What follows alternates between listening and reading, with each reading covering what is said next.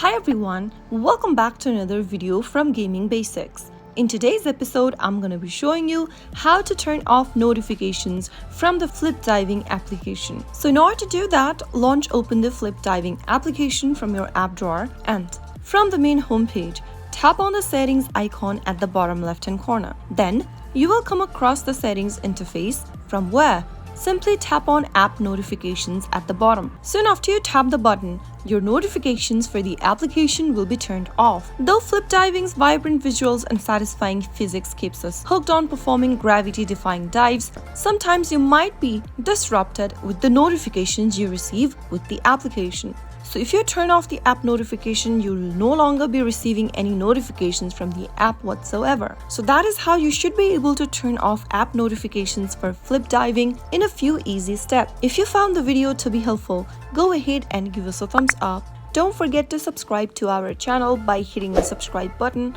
Also press on the bell icon so that you'll never miss another upcoming upload from us. I will see you again in the next video. Thank you for watching.